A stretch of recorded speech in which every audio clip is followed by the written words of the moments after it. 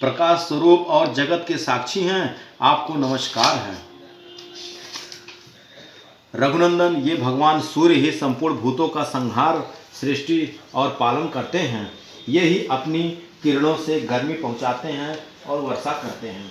ये सब भूतों में अंतर्यामी रूप से स्थित होकर उनके सो जाने पर भी जागते रहते हैं। ये ही अग्निहोत्र और अग्निहोत्रियों पुरुषों को मिलने वाले फल हैं। यज्ञ में भाग ग्रहण करने वाले देवता यज्ञ और यज्ञों के फल भी यही हैं।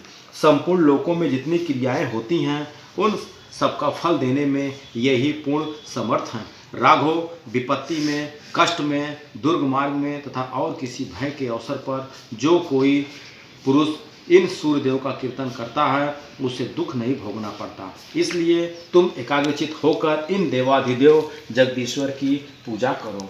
इस आदित्य हृदय का 3 बार जप करने से कोई भी युद्ध में विजय प्राप्त कर सकता है। महाबाहो, तुम इसी क्षण रावण का वध कर सकोगे।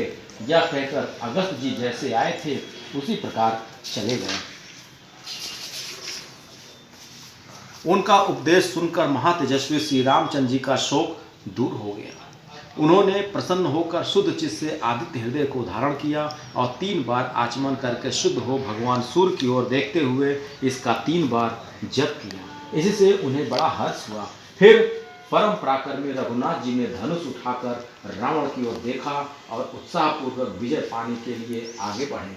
उन्होंने पूरा प्रयत्न करके रावण के वध का निश्चय किया। उस समय देवताओं के मध्य में खड़े हुए भगवान सूर्य ने प्रसन्न होकर श्री रामचंद्र जी की ओर देखा और निशाचर राज रावण के विनाश का समय निकट जानकर हर्षपूर्वक कहा, रघुनंदन अब जल्दी करो, रघुनंदन अब जल्दी करो। ये आदित्य हृदय स्तोत्र का पाठ है। इसे करने से संपूर्ण बाधाएं खत्म हो जाती हैं।